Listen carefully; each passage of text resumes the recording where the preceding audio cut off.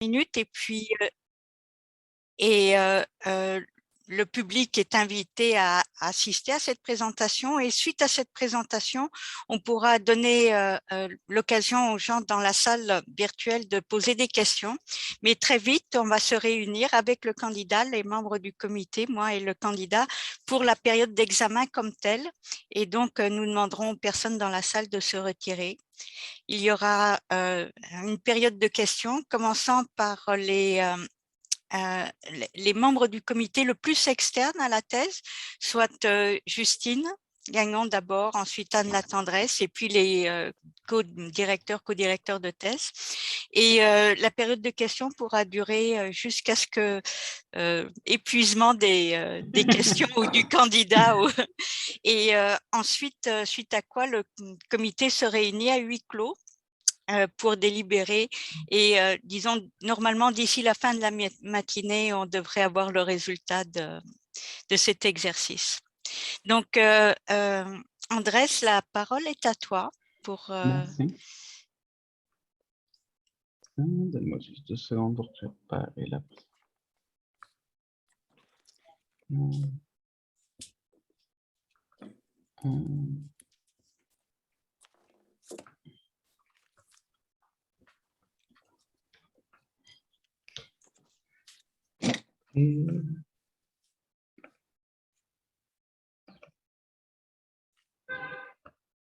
Donc, bonjour. Aujourd'hui, je vais présenter des éléments théoriques pour une analyse des conflits socio-écologiques. Donc, la question qui m'avait été donnée par mon comité était quels seraient les éléments d'un cadre théorique à privilégier dans l'étude des conflits socio-écologiques selon une perspective interdisciplinaire des sciences de l'environnement et quels seraient les arguments pour montrer la pertinence de ces cadres. Avant tout, j'aimerais définir ce qu'est un conflit socio-écologique. Il s'agit de mobilisation par des communautés locales contre des activités économiques particulières dans lesquelles les impacts environnementaux sont un élément clé des sujets des plaintes. Et ces conflits résultent généralement d'inégalités structurelles des revenus et des pouvoirs. Moi, personnellement, je m'intéresse aux conflits socio-écologiques depuis la tragédie des Bagua au Pérou, donc en 2009. J'ai travaillé avec les premiers gouvernements autochtones au Pérou lors de ma maîtrise pour analyser les conflits qu'il y avait sur leur territoire. Et depuis ça fait 3 ans, je travaille avec les projets Resist Action qui est mené par Isabel Orellana, dans lequel on étudie les conflits socio-écologiques au Québec et au Chili, et on fait une cartographie de ces conflits.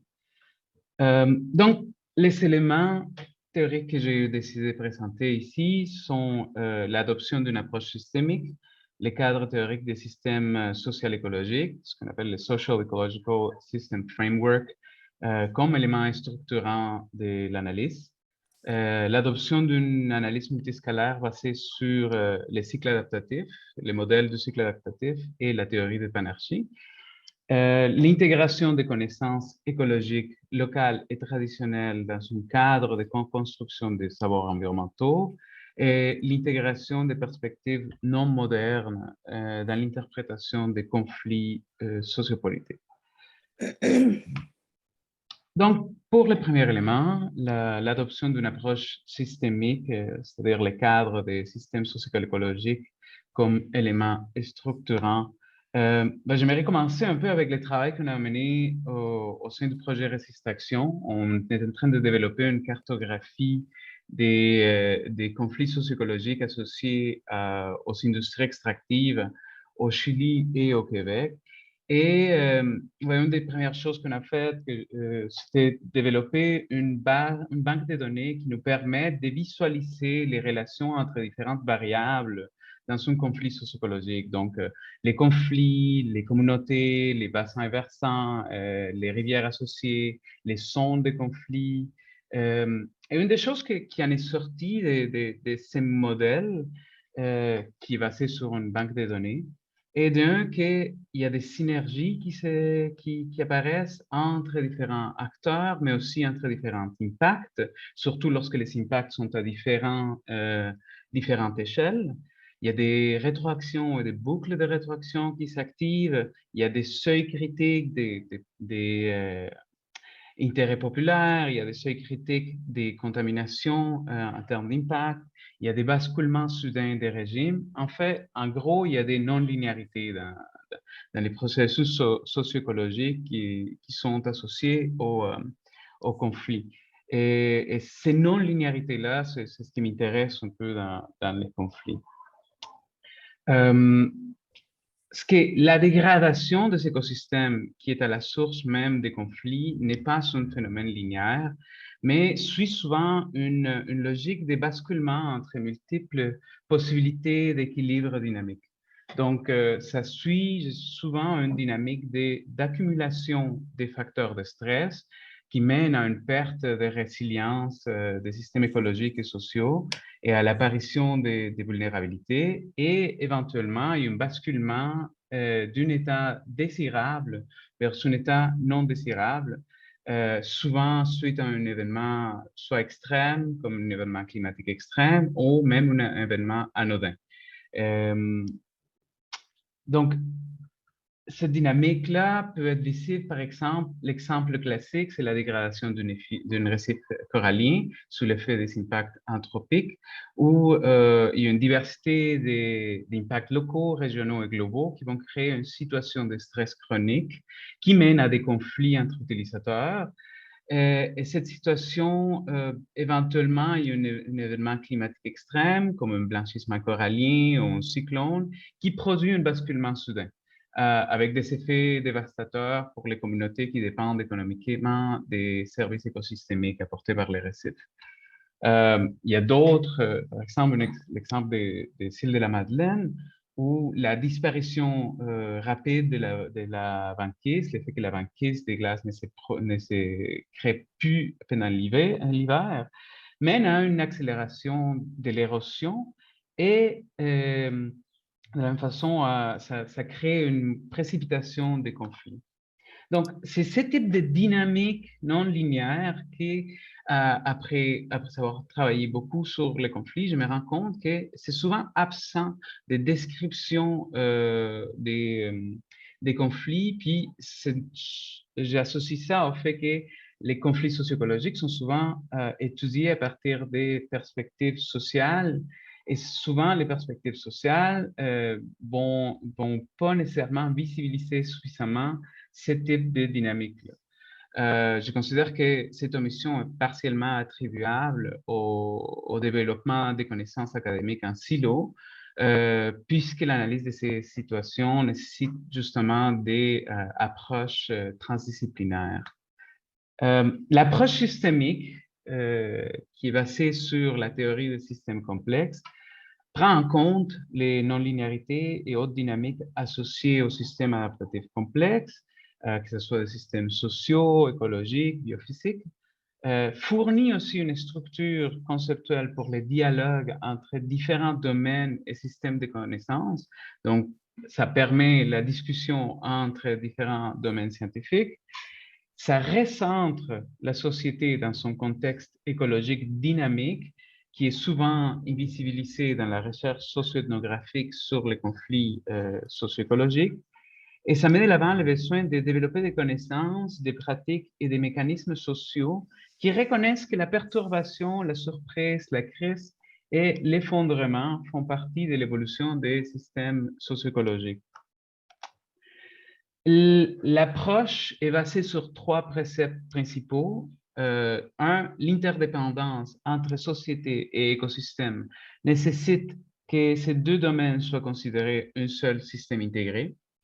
Ce système intégré constitué de multiples entités et de flux de matière et d'informations entre celles-ci, qu'on appelle des systèmes adaptatifs complexes, possède la capacité de s'auto-réorganiser en plusieurs états d'équilibre dynamique possibles en réponse à des pressions internes ou externes.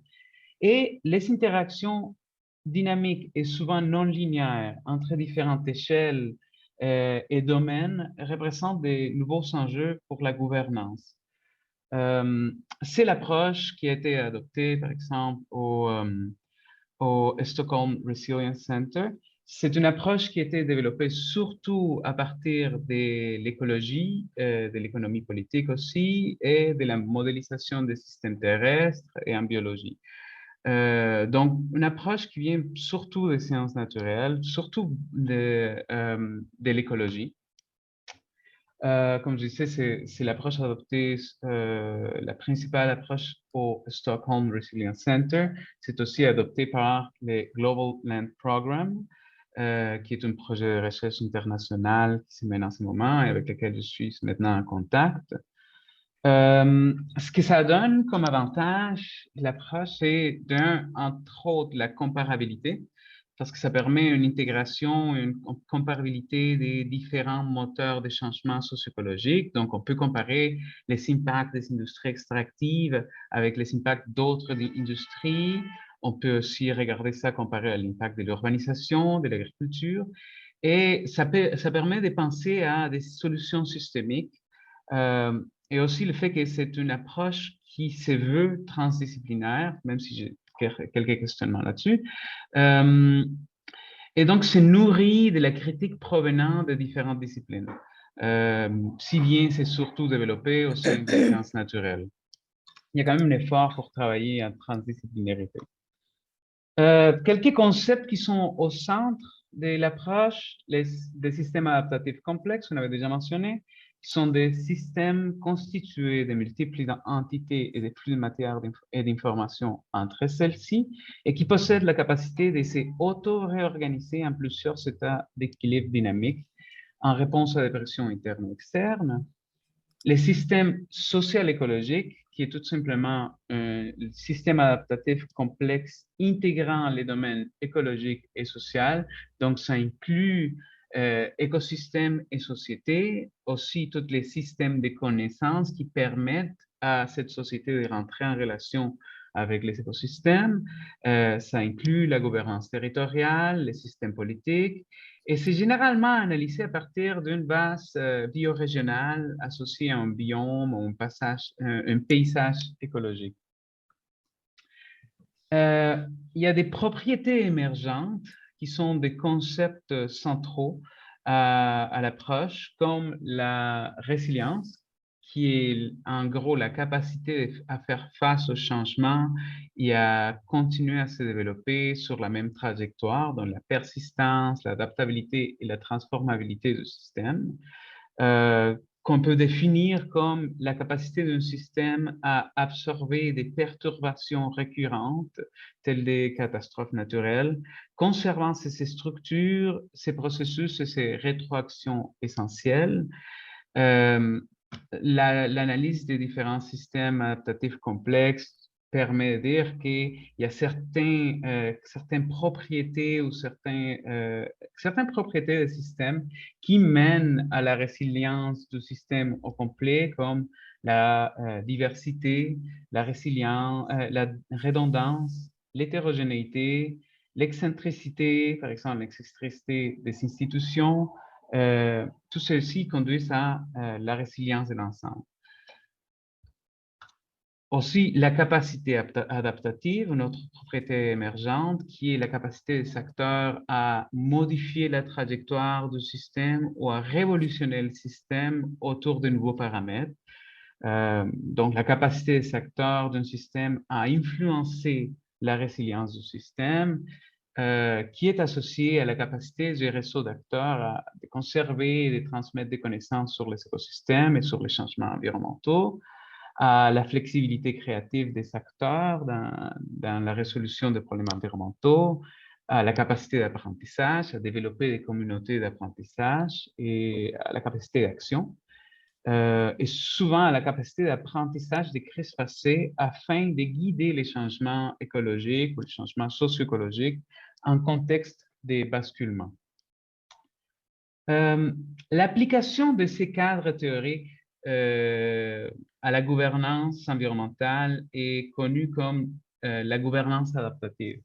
C'est un modèle d'analyse de la gouvernance environnementale qui n'est pas basé sur des bases régulatoires, mais vient sur l'ensemble des processus sociaux, que ce soit coopératifs ou conflictuels, menant à la création des règles, c'est-à-dire d'institutions, pour gérer les relations entre sociétés et écosystèmes. C'est une approche qui s'intéresse à la création et transmission des connaissances et au développement de la capacité d'action et d'innovation des réseaux d'acteurs et qui vise, comme je disais, la résilience et la capacité adaptative des réseaux d'acteurs. Et c'est une approche qui invite les réseaux d'acteurs à spéculer, à imaginer et à concevoir des solutions systémiques aux problématiques socio-environnementales de leur territoire, dans le but de construire des connaissances, les outils et les institutions nécessaires pour renforcer la résilience et la capacité de gouverner surtout les changements socio-écologiques. Donc, on considère, c'est une approche qui pense les relations entre nature et culture comme un ensemble dynamique. Donc, voilà on a une idée de comment se structure, quels sont les concepts qui structurent l'analyse des systèmes socio-écologiques. Maintenant, ce qui m'intéresse, c'est comment conceptualiser les trajectoires dans le temps des systèmes adaptatifs complexes et comment on peut conceptualiser les processus ayant lieu dans différentes échelles qui sont imbriquées entre elles. Donc, pour ça, je prends l'adoption d'une analyse multiscalaire basée sur les modèles du cycle adaptatif et la théorie de la panarchie. Le cycle adaptatif est un modèle heuristique développé par l'écologiste canadien Crawford Stanley Holling qui est applicable à tout système adaptatif complexe. Ça a été développé en pensant, en théorisant les dynamiques dans l'écologie des lacs, tout ce qui est le basculement d'état dans des lacs, mais c'est applicable à tout système adaptatif complexe. Et ça conceptualise les dynamiques associées à l'adaptation des systèmes adaptatifs sous l'effet des perturbations, comment ces systèmes s'adaptent ou se transforment lorsqu'ils passent par une période de crise. Dans un système social écologique, les interactions entre les éléments vivants et non vivants au sein d'une même échelle, leur développement, leur croissance et leur déclin peuvent être décrits en termes d'un cycle dans lequel le système passe par des phases. La phase de croissance, R, dans une période d'exploitation, la phase de conservation, K, lors de la consolidation du système, une phase de libération quand même rapide lors de la destruction du système et par la suite une phase de réorganisation qui est alpha. Donc, la première étape, l'étape de développement est vraie et consiste à l'exploitation et la séquestration rapide des ressources. Cette phase est suivie d'une étape plus longue, K, qui est caractérisée par une accumulation de capital, que ce soit des composants du système ou de l'énergie, qui peut éventuellement rendre le système de plus en plus rigide jusqu'à le conduire à une perte de résilience et à son effondrement. Le stade d'effondrement, oméga, est rapide et libère l'énergie accumulée et stockée pendant la phase K. Et finalement, la destruction du système est suivie d'une réorganisation pendant la phase alpha, qui est une période relativement rapide d'assemblage et de réorganisation des composants du système. Au cours de la réorganisation du système, et si on le voit entre la réorganisation et l'exploitation, les systèmes peuvent basculer vers un régime différent caractérisé par un ensemble différent de processus et de dynamiques. Donc, j'avais préparé une analyse d'un exemple d'une catastrophe environnementale récente, mais pour des questions de temps, je vais vous inviter à me poser des questions là-dessus. Parce que c'est quand même un petit détour. suffit de dire qu'on peut interpréter un conflit socio-écologique à partir du cycle adaptatif, en pensant l'ensemble comme étant des systèmes socio-écologiques. Donc, au niveau de l'exploitation, au niveau du début du système, on a probablement des concessions extractives, des projets industriels à risque, des nouvelles institutions qui sont formées autour de ceci.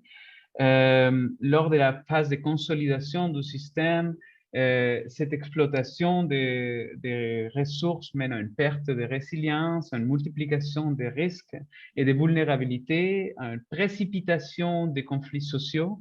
Et en même temps, ces processus mènent à une conscientisation des acteurs, à l'activation des réseaux d'acteurs et à des innovations territoriales. À un certain moment, que ce soit à cause d'une masse critique sociale ou à cause d'une catastrophe environnementale, on arrive à la période des destructions où on va avoir un effondrement des services écosystémiques ou un changement des régimes sociopolitiques qui mène à l'étape des réorganisations où soit le système s'adapte et continue sur la même structure, continue sur la même trajectoire.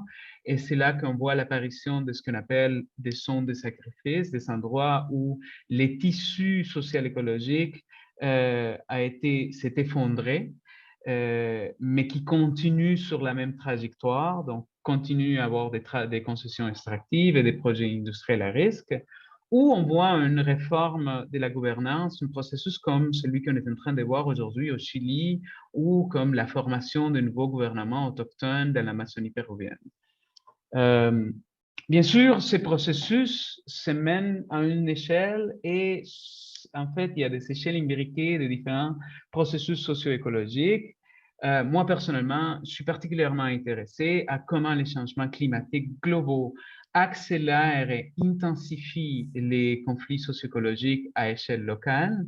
Et d'un autre côté, comment les innovations territoriales qui naissent au sein des mouvements sociaux locaux influencent les changements sociopolitiques nationaux et globaux, comme c'est le cas en ce moment en Chili.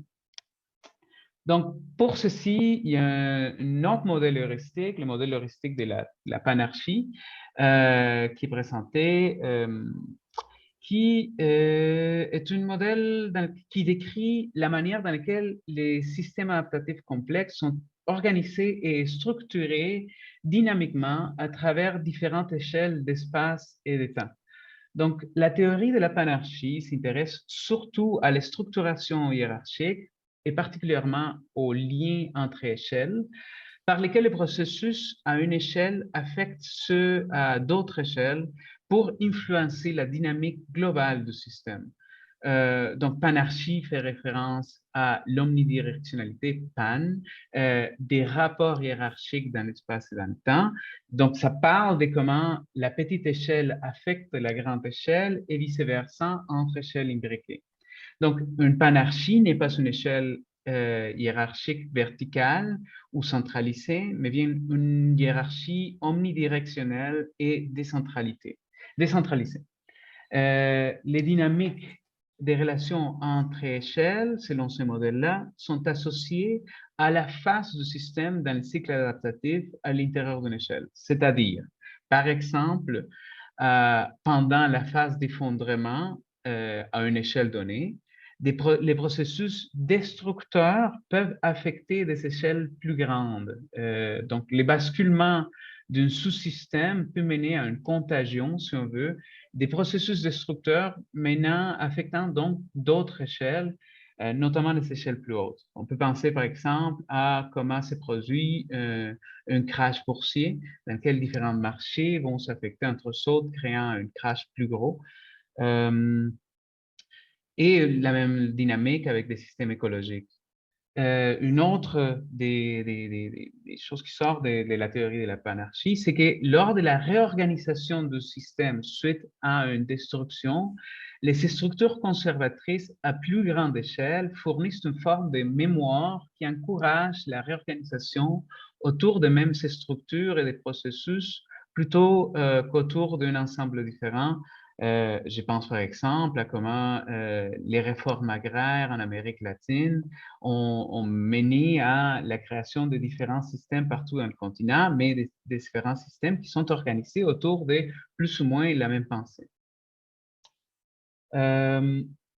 Donc, l'idée de la théorie de la panarchie invite à intégrer les crises socio-écologiques et l'effondrement et les innovations dans l'interprétation des trajectoires environnementales, dans la lecture de l'histoire et dans nos prédictions informées du futur dans le contexte contemporain des crises multifactorielles. Ça permet au réseau d'acteurs de se questionner sur les dynamiques de la gouvernance, soit d'une gouvernance d'adaptation ou d'une gouvernance d'effondrement.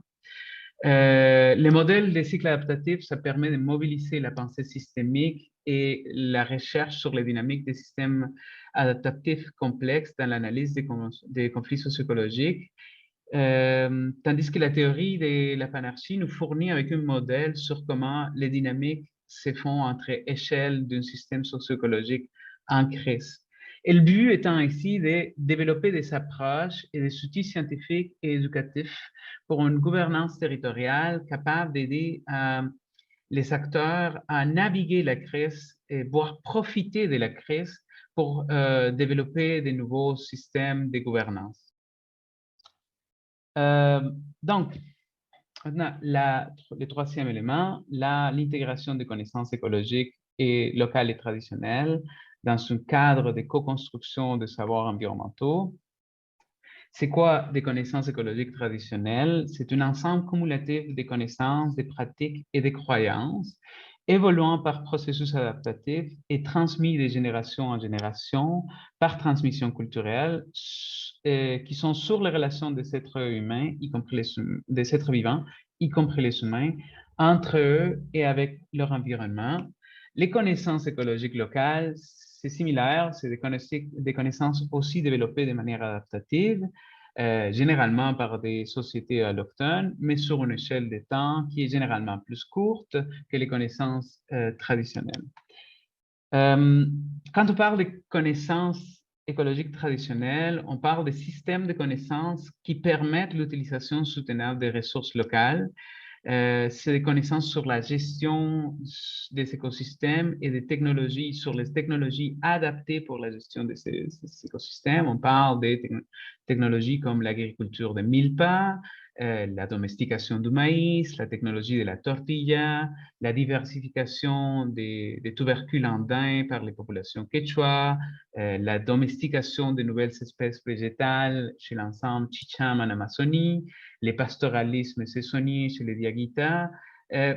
C'est des connaissances qui se sont développées à travers des générations et par apprentissage, par rétroaction, et à l'intérieur des processus adaptatifs, donc suivant, si on veut, le modèle du cycle adaptatif d'effondrement et d'adaptation. Ce qui met un peu en perspective cette idée du natif écologique comme étant l'indigène qui est en équilibre avec la nature. En fait, cet équilibre est un équilibre dynamique impliquant des épisodes historiques d'effondrement. Et donc, ce sont des systèmes de connaissances qui ont été développés par rétroaction et qui reconnaissent la possibilité d'effondrement. Mais c'est aussi des systèmes de connaissances qui sont holistiques. C'est des connaissances qui sont indissociables des connaissances sur la cosmologie, sur les cosmogonies, sur les rituels et les relations appropriées avec les entités non humaines du territoire. Donc, les systèmes de connaissances traditionnels s'intéressent surtout au maintien des bonnes relations entre sociétés et entités non humaines du territoire. Alors, pourquoi intégrer des connaissances écologiques territoriales et traditionnelles? C'est une question de justice épistémique. Donc, la conservation, la reproduction et l'actualisation des connaissances traditionnelles, ça intersecte avec les droits collectifs reconnus des peuples autochtones. Ce sont aussi les meilleures connaissances disponibles. Elles permettent de remplir des lacunes scientifiques, notamment sur des enjeux écologiques et environnementaux locaux. Ces connaissances ont aussi une dimension axiologique, Donc, souvent dans ces systèmes de connaissances, la valeur des connaissances réside dans la possibilité d'un maintien de l'équilibre entre entités du système. Et il y a aussi une question de diversité des perspectives qui nous permet, ça ouvre de nouvelles voies de recherche pour la création de connaissances appropriées pour faire face à la crise écologique. D'un, parce que ces approches analytiques qui sont holistiques, et donc la science occidentale a beaucoup de problèmes à traiter les problématiques environnementales complexes, et donc les approches holistiques sont d'un intérêt particulier. C'est aussi des systèmes de connaissances qui se penchent qualitativement sur une multitude de variables plutôt que quantitativement sur un petit nombre de variables. Et qui mobilise l'équivalent d'une logique floue, donc une logique probabiliste adoptée en ingénierie pour traiter les systèmes complexes avec un raisonnement approximatif plutôt qu'exact. En gros, c'est que c'est une autre perspective sur des systèmes adaptatifs complexes qui a été développée de façon adaptative aussi, donc ça peut ouvrir de nouvelles voies de recherche. Finalement, et voici, c'est ce que je disais, un peu ma critique de l'approche systémique, c'est que c'est une lecture à partir de l'ontologie politique. C'est que l'approche systémique a très peu intégré les dernières avancées en sciences sociales, particulièrement en anthropologie de la nature et particulièrement en Amérique latine. Donc, je propose l'intégration des perspectives non modernes dans l'interprétation des conflits. Qu'est-ce que je veux dire par perspective non moderne? Il y a beaucoup d'évidences qui étaient développées dans les dernières décennies concernant le fait que l'interprétation autochtone du changement environnemental, surtout en Amérique latine, c'est que ces changements environnementaux associés aux conflits socio-écologiques, associés au réchauffement climatique, font en fait appel à l'agentivité des entités non humaines du territoire. Que ce soit leur réaction négative aux projets extractifs, aux impacts sur le monde que ces entités habitent, au rôle de ces entités non humaines dans les relations qui permettent la coexistence d'un territoire et à leur capacité de rallier des alliés à leur cause. En fait, leur droit d'existence. Et ces entités non humaines du territoire, du système de connaissances holistiques autochtones, sont considérées des acteurs politiques à part entière qui méritent d'être représentés dans les négociations associées à la gouvernance du territoire. Comme je vous disais, moi je m'intéresse aux conflits socio-écologiques depuis la tragédie des Bagua, qui était un des conflits socio-écologiques les plus importants dans mon pays dans les dernières décennies. Et l'analyse par des chercheurs, surtout en anthropologie du développement, anthropologie de la nature, c'est que ce type de conflit démontre que l'exploitation naturelle des ressources, l'exploitation industrielle des ressources naturelles est interprétée par ces communautés indigènes comme une usurpation des milieux de vie et une désacralisation de leur mode d'interpréter le monde. En fait, ces conflits expriment des différences des natures des différences politiques de nature ontologique. Qu'est-ce qu'on veut dire? C'est qu'en contexte interculturel, la lutte pour la distribution des ressources naturelles ne se produit pas dans un seul et unique système de signes et cosmovision pour tous les acteurs impliqués. Les antagonismes qui résultent, les conflits qui en résultent, font appel à des différentes notions de ce qui existe. Donc, ces conflits ne seraient pas seulement des conflits pour le contrôle du territoire, ce n'est pas seulement des conflits de valeurs, ce n'est pas seulement des conflits d'intérêts, mais c'est aussi ce qu'on appelle des conflits ontologiques. Et ces conflits sont associés au fait que la nature n'est pas commune.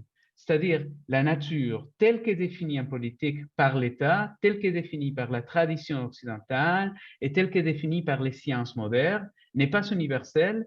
Et ce qui est contesté lors de ces conflits est en fait la définition même de ce qui est la nature. Cette approche a été développée surtout à partir de l'anthropologie de la nature, de la philosophie des sciences, et de la sociologie, économie et les études du développement. Et c'est une lecture des questions politiques qui est faite à partir de ce qu'on appelle en anthropologie les virages ontologiques de l'anthropologie.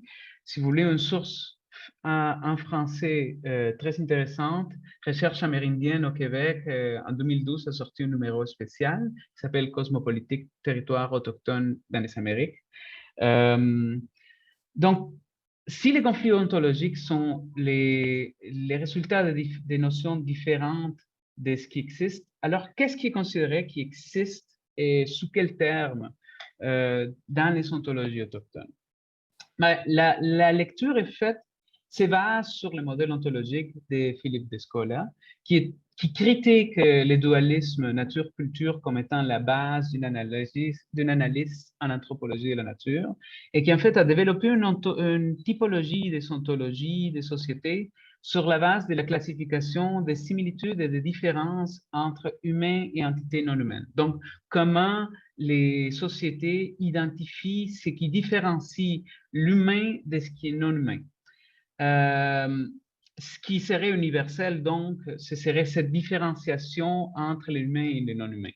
Ce qui nous intéresse ici, c'est d'un côté le naturalisme, qui est l'approche occidentale et scientifique, dans lequel toutes les entités vivantes partageons le même ADN, mais nous sommes séparés par la cognition, par la culture. Tandis que les ontologies autochtones pensent à ces différences en termes de ce qu'on appelle un animisme, dans lequel la culture est l'élément partagé par toutes les entités, mais en fait, ce qui nous sépare, les humains des non-humains, c'est la corporalité, c'est le corps, et c'est cette corporalité qui crée une différence des perspectives. Sur ça, je me base sur la lecture se base sur le perspectivisme amérindien développé par Viveiros de Castro, dans lequel on considère que la condition originelle commune à l'homme et à l'animal n'est pas l'animalité, mais l'humanité, et que certaines espèces d'animaux et de plantes et des composantes du territoire ont une composante spirituelle qui les qualifie de personnes, et donc ces entités, ces montagnes, ces animaux se voient entre eux comme étant humains en apparence et respectant les institutions et la culture humaine, dont le corps visible est une apparence qui cache cette essence humaine et culturelle de toutes les entités vivantes.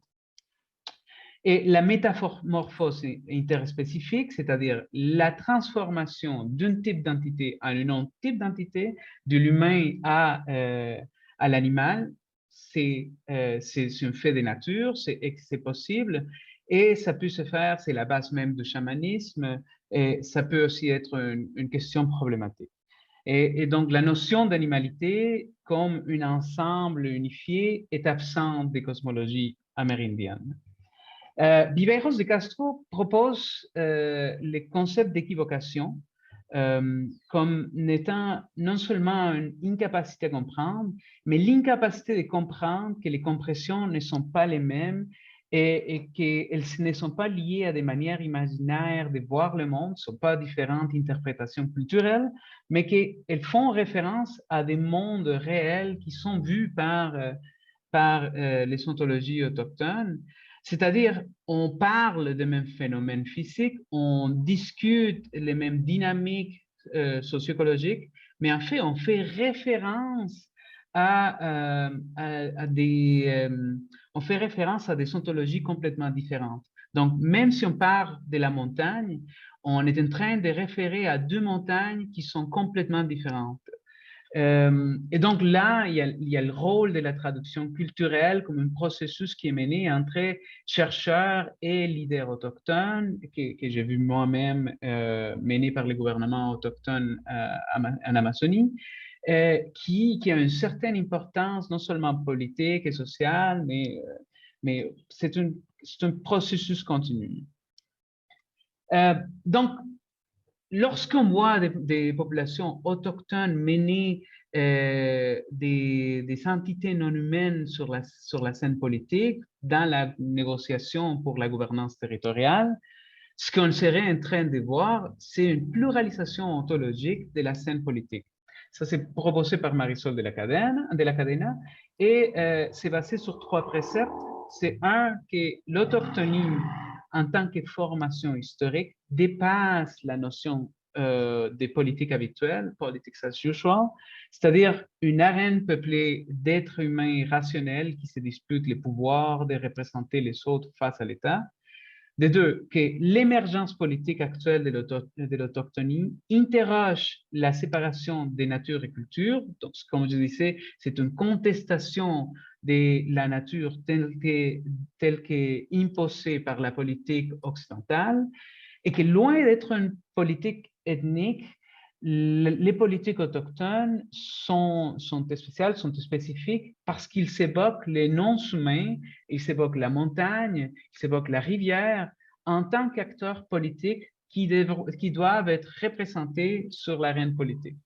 En fait, comme je dis, c'est une pluralisation ontologique de la scène politique et pour finir, ça nous mène au développement de ce que Isabelle Stenger s'appelle une cosmopolitique.